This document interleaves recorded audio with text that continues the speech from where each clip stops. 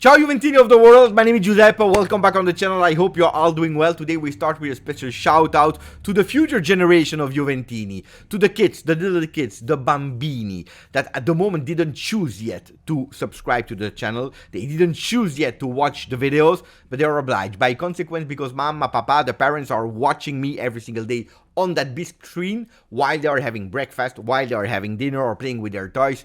Thank you, little kids. Thank you, bambini, to watch Zio Beppe and to be so patient. Thank you. Really, really, really. Forza Juve, guys.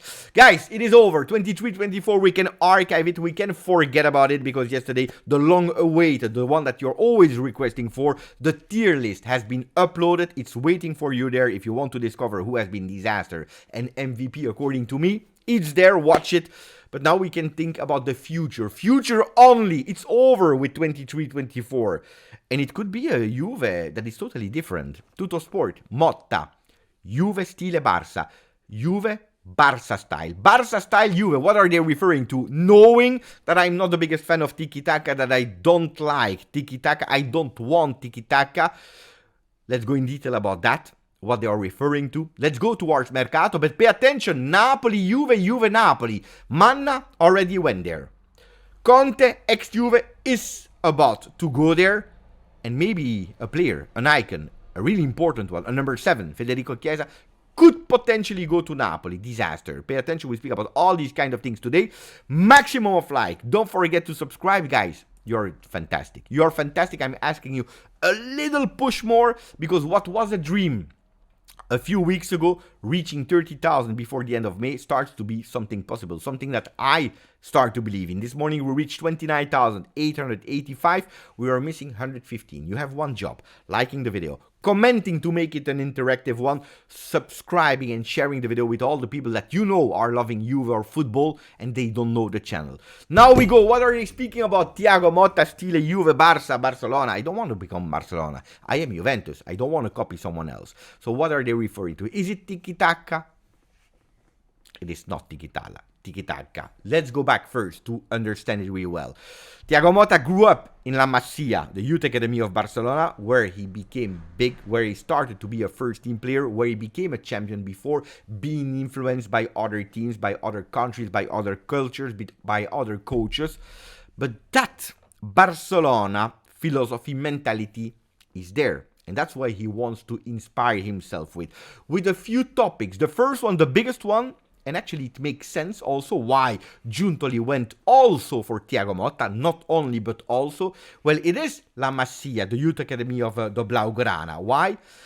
Because of that sense of belonging that is extremely important for Thiago Motta, understanding what the club represents, understanding what it means to represent the color of our clubs on the field, giving that little extra that nobody else can give. When you love the club, when you have that affection, that sense of belonging, you are doing that extra mile that you are not even thinking that it's possible to give so much love, so much sacrifice for a team. Well, this is something that he values a lot and he wants to bring that mentality. And it's not a mystery, a coincidence that the Giuntoli, for example, where he knows how important Next Gen project is. We heard it from John Elkann after the Coppa Italia win. What did he say? It shows, that win shows that we have valid youth players and this team has a lot of future. Always referring to that project. Well, guys, put and link the dots together, you know. This is one of the reasons. And that's why a lot of names now will be under discussion for their future. Two players that we are thinking about when we are thinking about Youth Academy. Sense of belonging. Miretti, Fagioli. We don't know the future yet. Miretti, more likely to leave. Fagioli should stay, especially after we waited for him 1 year. But these two players will be evaluated by Thiago Motta because he knows how important they are. But also other players that probably didn't grow up like Miretti and Fagioli from the age of 8, 9, 10 years old, but probably a bit later, like Yildiz, like Ealing, like Sule, like Barrenechea. Well, these kind of players will be tested during the summer, you know it. Thiago Motta has a special eye for talents a la Sule and also Barrenechea. They can play in that future Juve. Of course, dealing with the financial request of the management, the ownership that are saying you need to cash in. If you want to do a beautiful mercato, you need to cash in. We can't continue to pump in money. It's not raining from the sky, so you need to do it yourself. So there, Thiago Motta will be extremely important in understanding who can be the generational talent that came from the youth academy. What about Huijsen? Because I didn't mention him. Well, probably at the moment, Huijsen is the one that is more likely to leave. Probably because he didn't show the same attachment, being super honored to go to Roma instead of Frosinone, attracted by own ambition. So let's see. Let's pay attention to Huijsen. That is a generational talent, but probably that's the one that you can cash in because big offer, Newcastle and Dortmund, they can go in and probably you don't feel the same sense of belonging, probably. And also thinking about the new ones, because we speak always about the one that we have, but there are the ones that are waiting. I'm just saying a few names. Savona, Comenencia, Haza, Dafara. There are so many, Muharemovic, there are so many beautiful talents in the next gen that can become the next one. Other explanation, it's not only la Masia that they are referring to. Con Thiago una Juve in stile Barça. With Thiago, a Juve in style Barça, with a picture of Dusan Vlahovic. First of all, it's important to understand that he grew up at Barcelona, he had all this experience, and he came at the conclusion, especially with this exam, that the 5 subs influenced and probably changed the world of football ever. Why? Because with 5 subs you can change 50% of the field players. It gives you an advantage, a benefit. It changed the game physically but also tactically, and that's why he loves a lot of players that can do more things, that are versatile, that can play on the left, that can play on the right, that can play in the middle, not only in terms of position but also doing different things on the field. Cambiaso is one of these players. A Calafiori that transforming himself like a midfielder or even a striker are example of what Thiago Motta really loves. But he is a tactically disciplined coach, we know it. Patterns, way of playing, train things that you are able to apply there during the game. But he also was a teammate, or he saw from really close a player a la Ronaldinho. And if you are a Ronaldinho, you can, especially coming from the bench, enter and change the game, having a bit of more freedom. But to earn that freedom, you need to become a Ronaldinho. Dusan Vlahovic, central. Pay attention, I don't want to say center of the project. You know, I hate the word center of the project if we are going towards one man only. The player has an injury and it's over with your center of the project. So I really don't like center of the project for whatever player. For me, the center of the project is Juventus. Juventus, philosophies, what we want to do. You want to go with a mix of experienced players and youth. You want to go for this. That's center of the project. The coach is part of that center of the project, not a single player. But Vlahovic is a player where Thiago Motta really believes in. He thinks that he has a lot of growing margin. He can do even more, especially off the ball, creating these spaces, but also scoring even more goals than what he did this season. Think a bit a la Luis Suarez. Guys, we are linking the dots with Barcelona, Ronaldinho, Luis Suarez, La Masia. How is he coaching his team? Short training session, but huge intensity. Intense. Don't forget about the name that I already spoiled you, Simon Collinet. Don't forget about this name because you will hear that name more and more. It's a guarantee. I already tell you that. Simon Collinet, that is the magician of the athletic part. Maximum of attention, especially during the training session, especially when all the team is together. And then after that, when they are free, they have maximum of freedom. They can do whatever they want. They have the accountability, which is important to live the life of an athletic person, of a top sport person. Free, but when you are together, maximum of concentration. I love that. I really love that.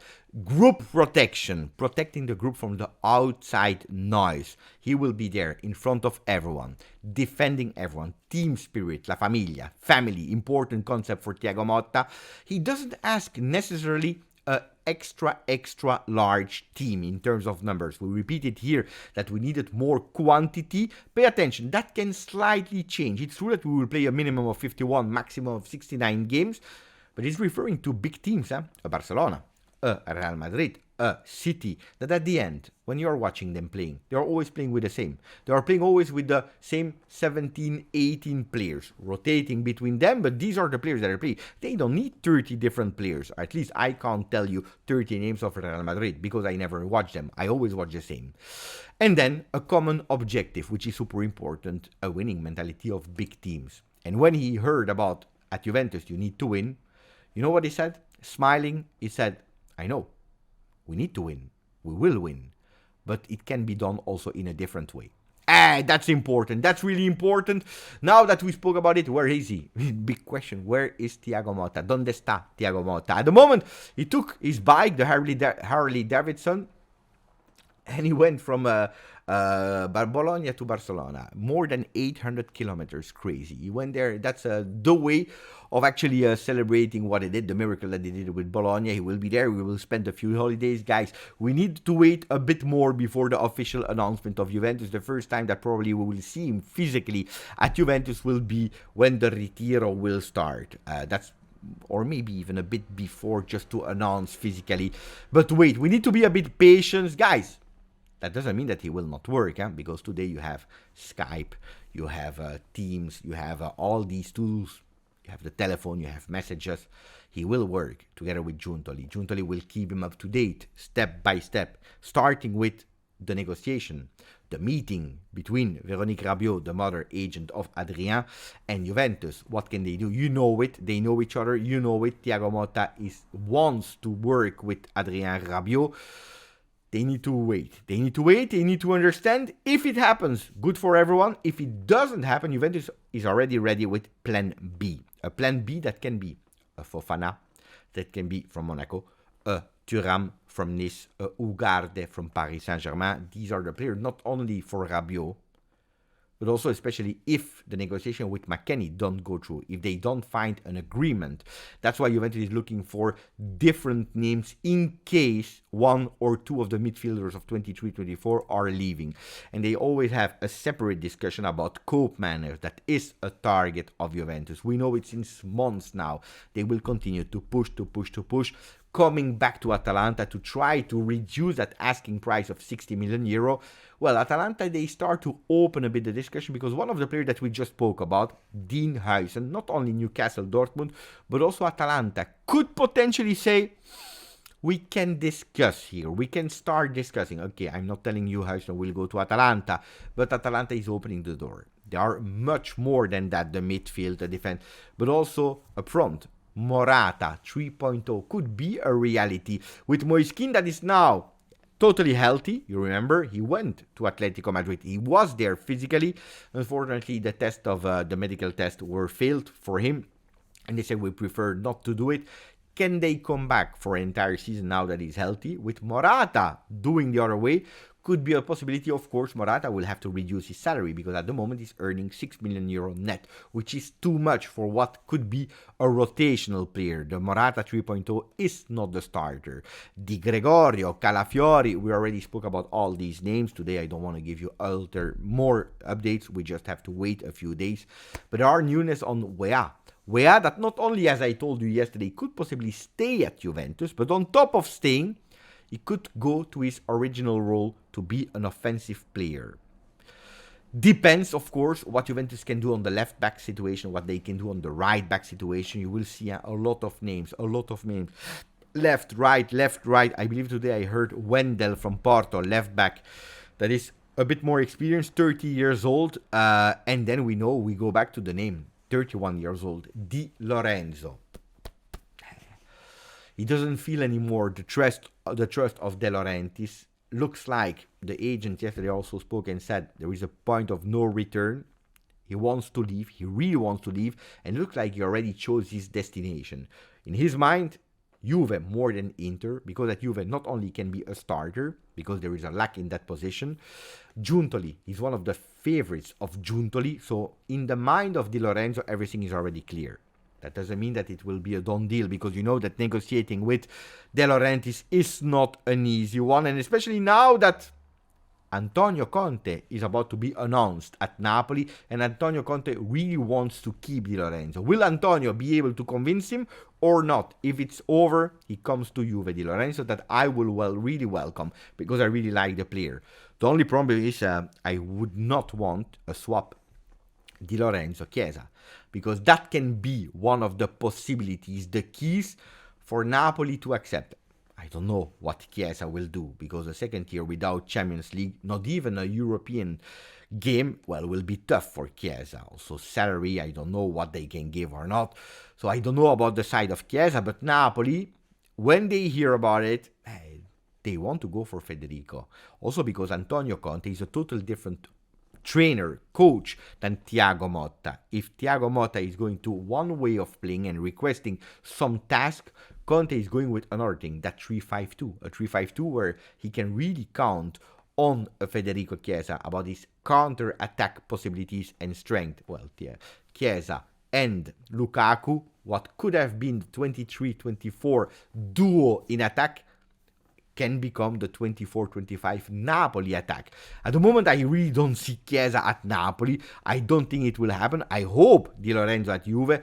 I don't think so. But pay attention. Why am I again speaking about that today? Because we are speaking about it since a lot of days. And every single day, more and more sources are going towards there is not a certainty of Federico Chiesa to stay at Juventus. They don't tell us Napoli, but there is Liverpool. There are a lot of teams on Chiesa, so pay attention really for that. Prepare yourself. Everything can happen. Hopefully we can be here celebrating Chiesa staying, but prepare yourself for every possible scenario. Grazie for following, Bambini. Thank you for your patience. Grazie, forza, Juve.